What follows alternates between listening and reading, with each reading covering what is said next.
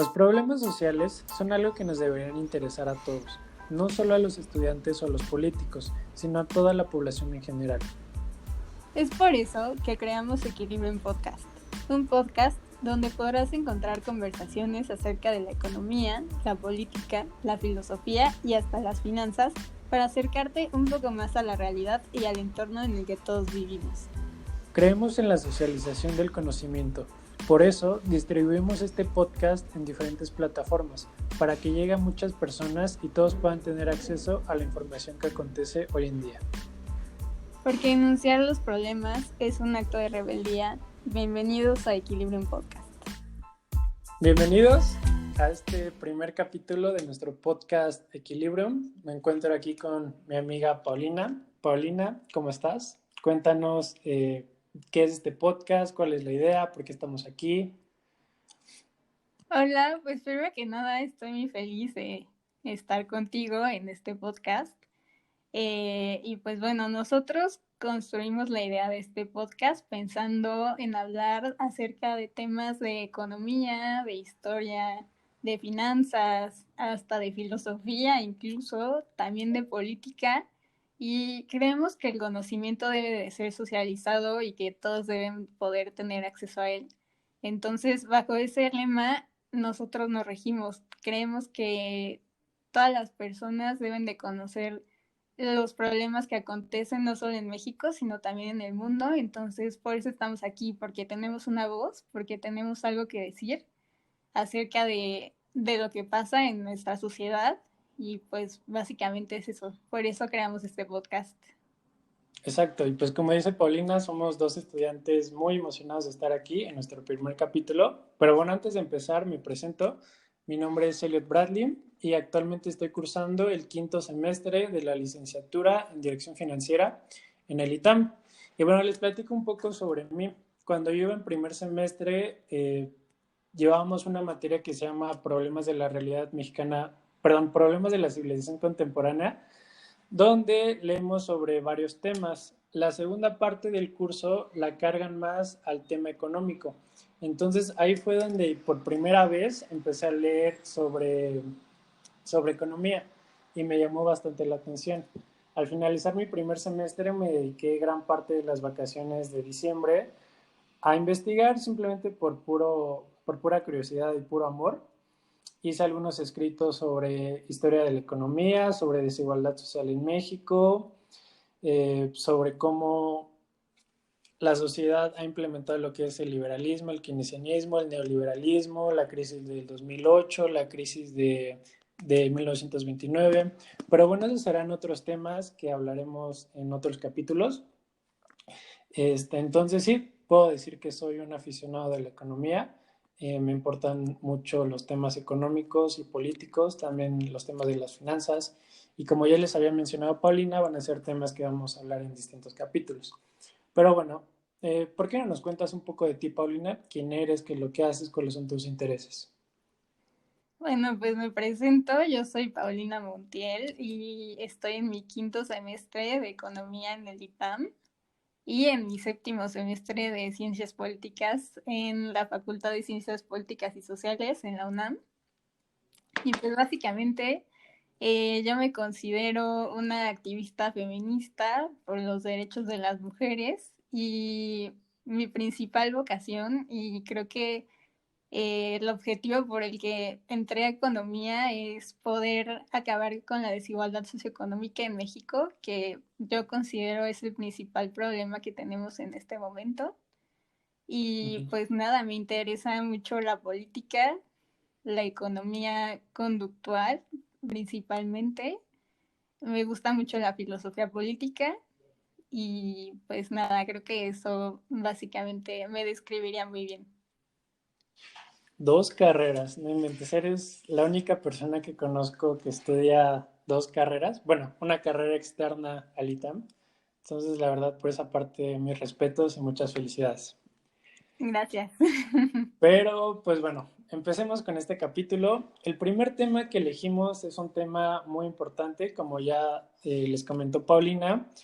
Es un tema que es de gran problema en nuestro país y también lo considero que es la principal causa, o sea, es mayor problema que hay actualmente en este país, y es la desigualdad social en México. ¿Por qué no nos cuentas un poco, Paulina, sobre la desigualdad social?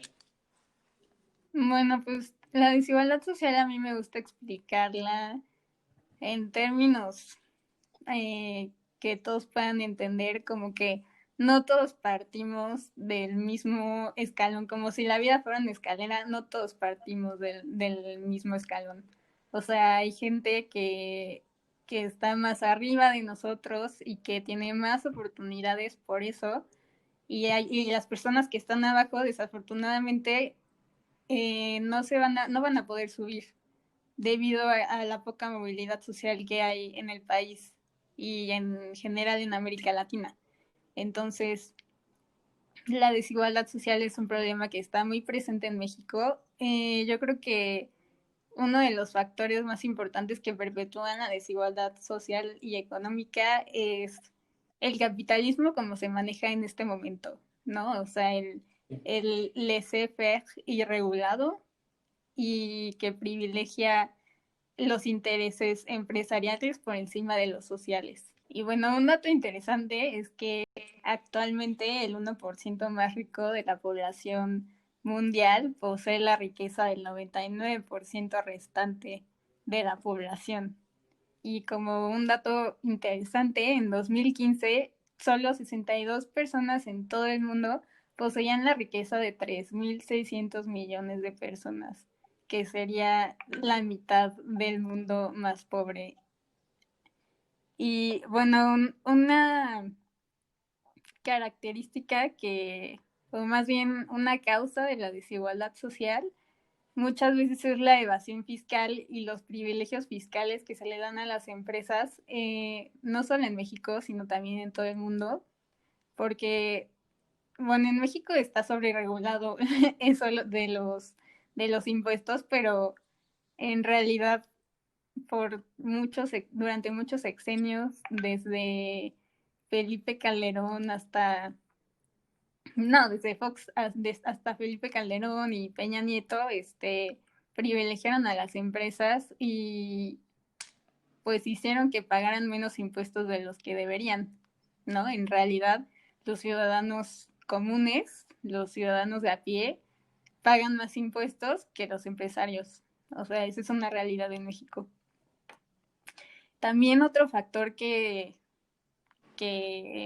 pues incluye la desigualdad social es la diferencia de salarios, que desgraciadamente en México los salarios no se han visto realmente impactados, no han sido elevados en una manera muy grande, mientras que los salarios de los presidentes o de los que manejan las grandes empresas sí han sido elevados drásticamente, ¿no? Entonces, o sea, ¿cómo puedes tener una sociedad en la que la mayoría de la población tiene salarios muy bajos y la minoría en la que se concentra la riqueza mexicana tiene salarios aún más altos?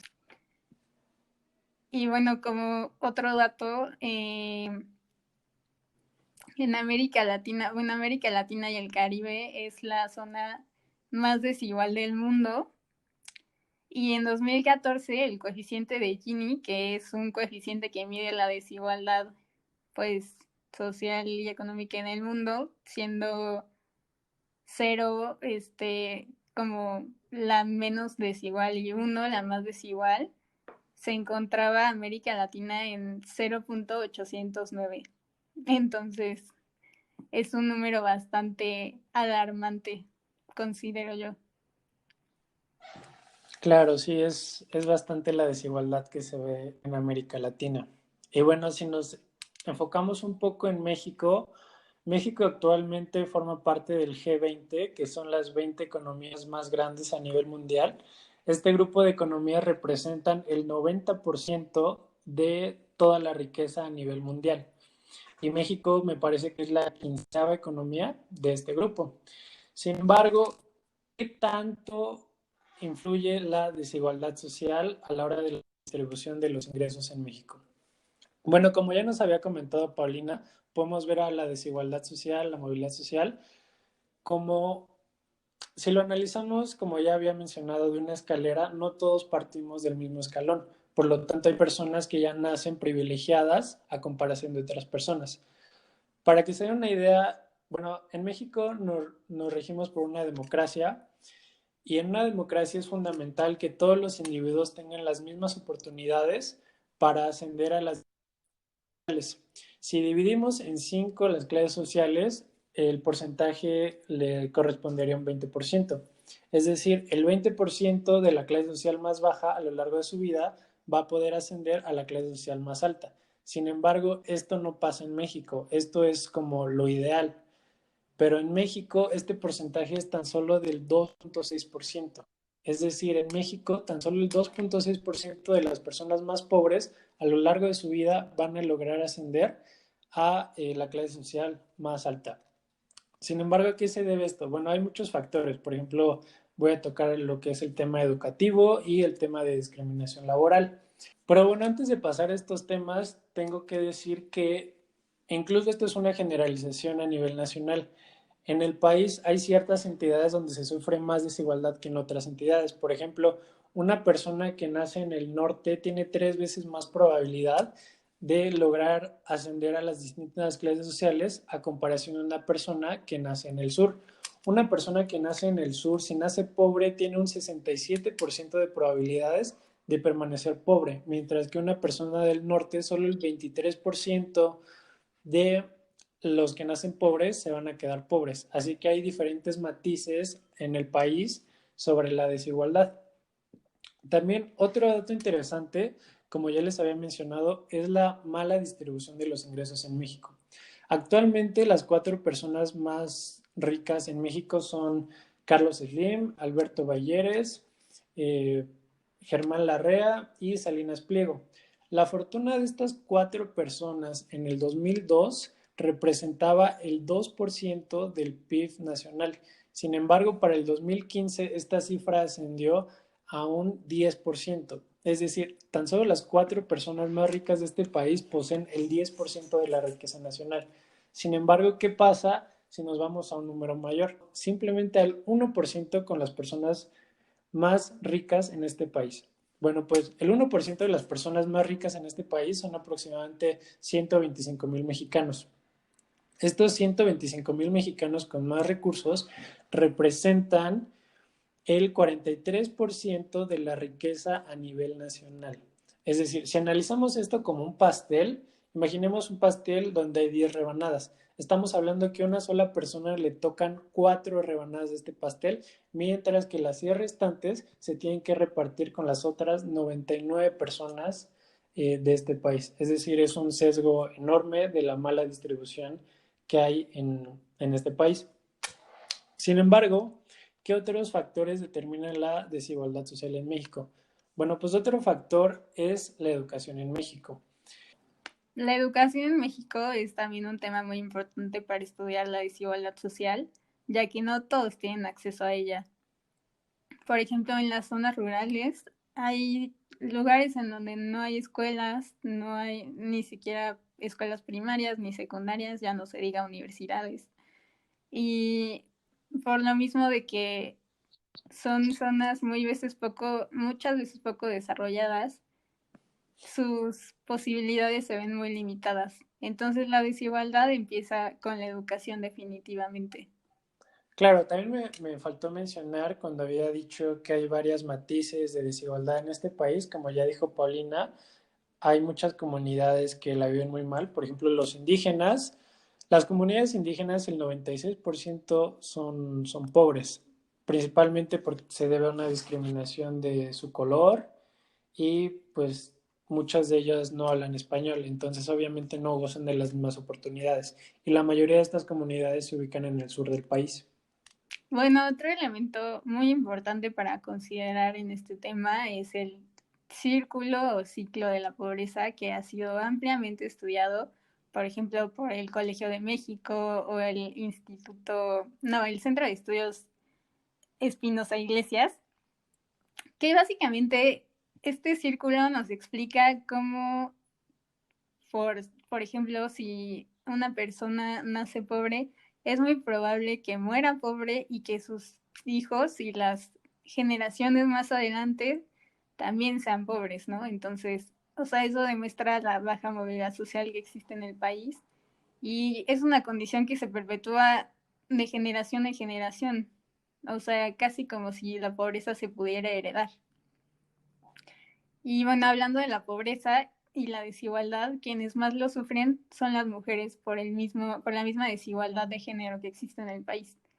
Creo que una condición bajo la que se rige el mismo patriarcado es pues la condición de subordinación de las mujeres ante los hombres. Y bueno, entre los pobres, las mujeres son las más pobres. Entonces, creo que muchas veces para combatir la desigualdad, primero hay que combatir la desigualdad de género que existe en México principalmente. Y bueno, estas desigualdades perpetúan exclusiones incluso históricas que se han dado a lo largo de toda la historia de México, lo cual explica por qué, a pesar de los avances en materia educativa que han existido en México, las mujeres aún no disfrutan de las mismas condiciones que los hombres, por ejemplo, en el mercado laboral. Claro, ahí tocas un tema muy importante que me gustaría hablar, que es la discriminación laboral. Un dato muy interesante es que la mayoría de los CEO en México son hombres blancos, bilingües, provenientes de escuelas privadas. Ahora que dices eso de las mujeres, en México solo el 7% de las mujeres son CEO y también en México solo el 2% de los CEOs son personas morenas y ni se diga de la de educación universitaria privada, ya que estamos hablando en un país donde el 76% de las personas que se gradúan de una licenciatura provienen de escuelas públicas, mientras que el 26% restante de universidades privadas. Bueno, retomando el tema que decía Elliot, por ejemplo, yo que estoy en la UNAM, se realizó un estudio para ver cómo en qué condiciones educativas estaban los estudiantes y se descubrió que la mayoría de nosotros que estudiamos una licenciatura somos la primera generación que está en la universidad. Eso quiere decir que ni sus papás, ni sus abuelos, ni las generaciones antecesoras pudieran estudiar la educación universitaria. También otro tema es, ya mencionamos el 1% más rico del país, que representa el 43% de la riqueza a nivel nacional. Sin embargo, ¿qué pasa con el otro 99%? Bueno, para tocar este tema es necesario abordar lo que es el mercado laboral en México. El mercado laboral, en términos generales, se divide en dos: la población económicamente activa y la población no económicamente activa. La población económicamente activa son simplemente las personas que tienen trabajo o que lo están buscando de manera activa. En México, la población total es de aproximadamente 127 millones de mexicanos y la población económicamente activa es de 57 millones, es decir, aproximadamente un 45%. Entonces podemos decir que en México el 45% de la población total es la que mantiene al país, tan simple como eso. Sin embargo, de estas 57 millones de personas, 27 millones de personas, es decir, casi la mitad, cuenta con apenas 2 salarios mínimos mensuales.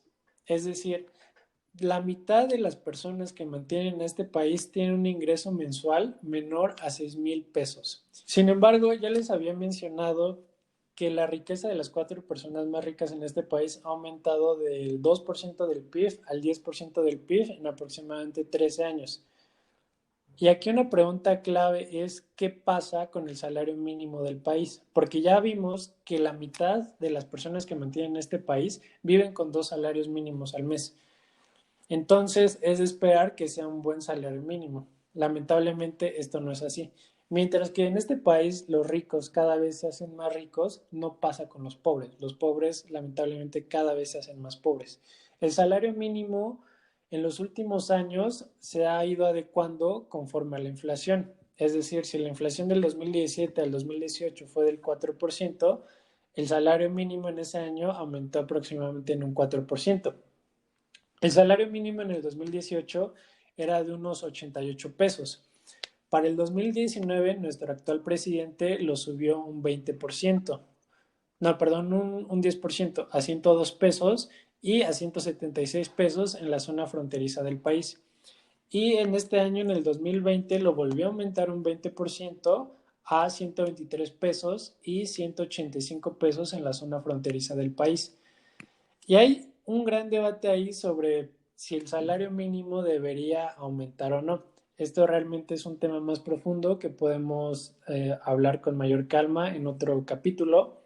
Pero bueno, principalmente porque muchas personas están en contra de que suba el salario mínimo. El discurso que utilizan para esto es, si tú te pones del lado de una empresa y aumentas el sueldo de tus trabajadores, van a aumentar sus costos. Entonces, para compensar esta subida en los costos, las empresas van a aumentar el precio a sus servicios o a sus productos. Por lo tanto, van a subir los precios en la economía. Y es por esto que muchas personas dicen que el aumento del salario mínimo provoca inflación. Y bueno, como les había mencionado, esto es aproximadamente la mitad, 27 millones de personas. Sin embargo, ¿qué pasa con la otra mitad? No está mejor que su contraparte, porque solo 3 de cada 100 trabajadores en este país perciben un salario mayor a 15,000 pesos mensuales. Es decir, que la brecha es muy grande. Mientras que la mitad de los trabajadores que mantienen el país viven con menos de 6,000 pesos mensuales, la otra mitad, la mayoría, tiene un ingreso menor a 15,000 pesos mensuales. Otro aspecto importante de la desigualdad es que afecta a la democracia como sistema político regente en nuestro país, porque es como si la desigualdad económica secuestrara la democracia, porque hace que, o sea, no solo haya poder económico, sino también haya poder político, ¿no? Entonces esto se concentra en una élite relativamente pequeña que toma las decisiones por el resto de la sociedad. Y esto se traduce también en lobbying que hacen para, o sea, en el Congreso, por ejemplo, para pasar políticas públicas en realidad ineficientes para combatir la desigualdad, ya que pues la misma desigualdad eh, es beneficiosa, es hasta beneficiosa para el sistema económico en el que vivimos. Esto también de esto también se da cuenta la ciudadanía. Por ejemplo, en un estudio que hizo Oxfam, que es como un grupo que se dedica a estudiar la desigualdad en el mundo, se encontró que entre más desigualdad haya, los ciudadanos perciben como menos ideal la democracia, por ejemplo, ¿no? Perciben que hay más corrupción, perciben que hay más injusticia, perciben que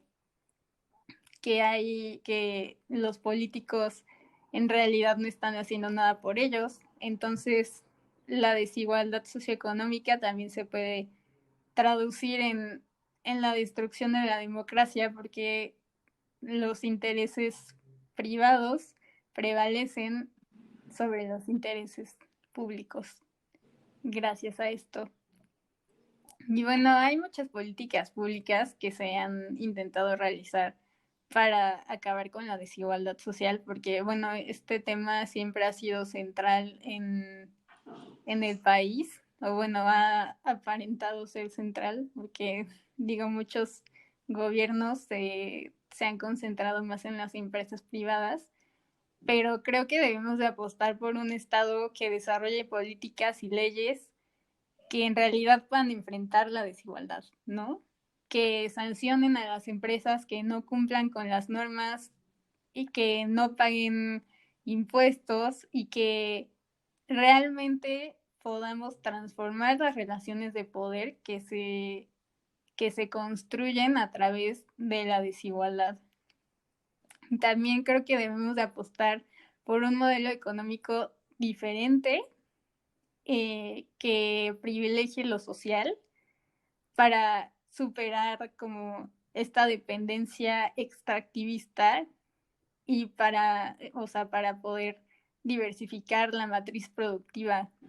También creo que debemos de frenar el avance de la privatización y esto para hacer una sociedad más igualitaria y con más oportunidades para los ciudadanos, porque pues en realidad no podemos seguir así, ¿no? Como dijo anteriormente Elliot, los ricos se hacen más ricos y los pobres se hacen más pobres. Y algo también pues muy importante es garantizar la igualdad de derechos para hombres y mujeres y, o sea, con el objetivo de poder implementar políticas públicas y legislaciones que en realidad eh, ataquen este problema, ¿no? O sea, porque si empezamos con que, o sea, todos somos iguales ante la ley, pero no en la práctica, pues difícilmente vamos a poder resolver este problema que es más macro que nada, ¿no? Entonces, creo que eso es importante también considerar. Claro, y algo muy importante que mencionas es el régimen económico que tenemos actualmente, que es el neoliberalismo.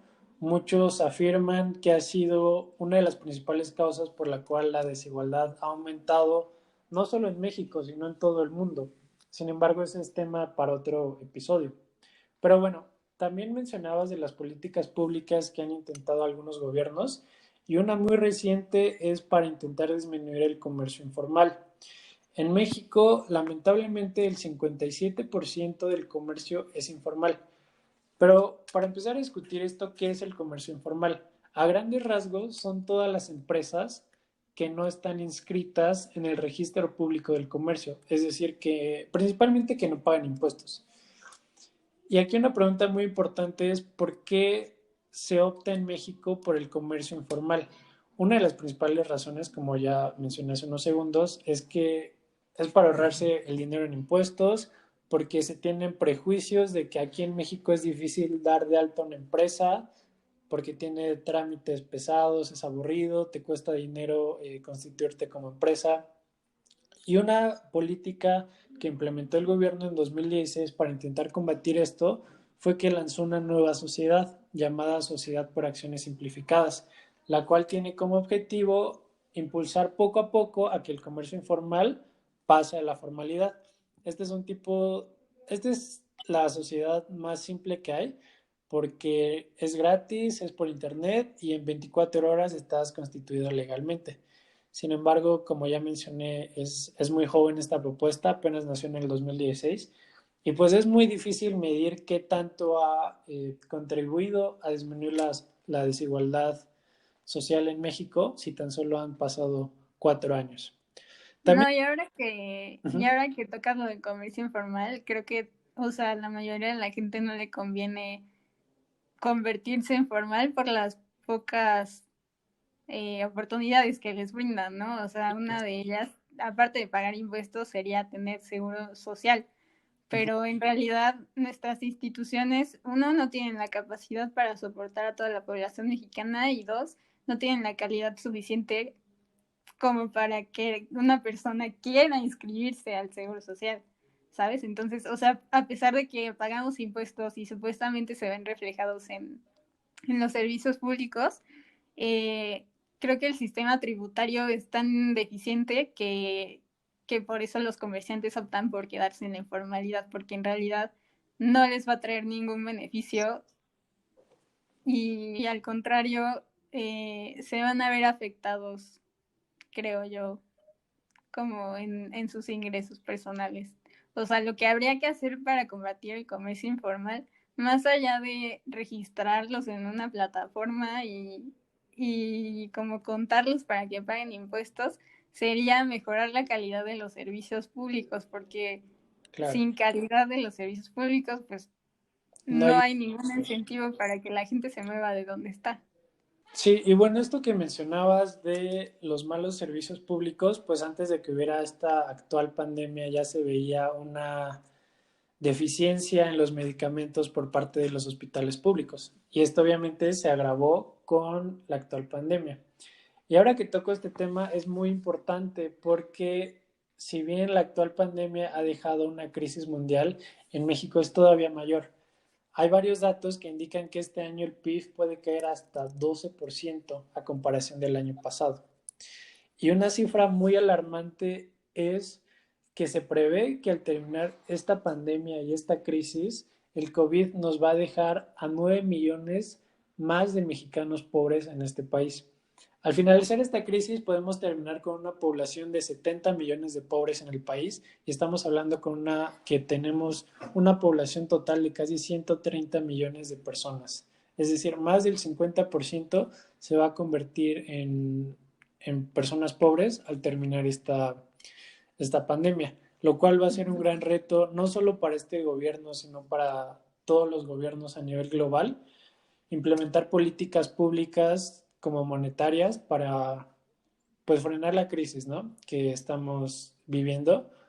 Y una de las políticas más recientes que se ha implementado para intentar frenar toda esta crisis a causa del COVID es el nuevo Tratado Económico de Norteamérica, que es el TIMEC, que busca a través de ciertas condiciones reducir los aranceles para incentivar el comercio entre estas naciones. Y digo, eso yo también como que lo agarraría con pinzas porque, o sea, creo que sigue privilegiando los intereses privados y empresariales más allá de los sociales. O sea, siento que todavía está como muy neoliberal el asunto para que con un tratado pueda mejorar la sociedad en general y no solo unos cuantos. Pues sí, tienes razón en esa parte. El TIMEC también es un foro de discusión bastante amplio sobre a quién realmente va a beneficiar. Sin embargo, en lo personal siento que es una buena política para intentar frenar la crisis actual que estamos viendo no solo a nivel México, sino a nivel global por el COVID-19. Pero bueno, con esto cerraríamos nuestro primer capítulo de Equilibrium sobre el tema de desigualdad social. Esperamos que les haya gustado y no sé si tengas algo más que decirnos, Paulina. Pues nada, un gusto haber abordado el tema principal que considero eh, para el país. Y pues nada, espero que les haya gustado. Espero que lo compartan con sus familias, con sus amigos. Y pues nada, que al menos les hayamos dejado un pequeño interés por el tema, ya que creo que eso también, Es uno de mm, nuestros principales objetivos, ¿no? sí. Pues bueno, muchas gracias. Esperen nuestro siguiente capítulo la siguiente semana y les agradecemos por habernos escuchado. Sale, bye.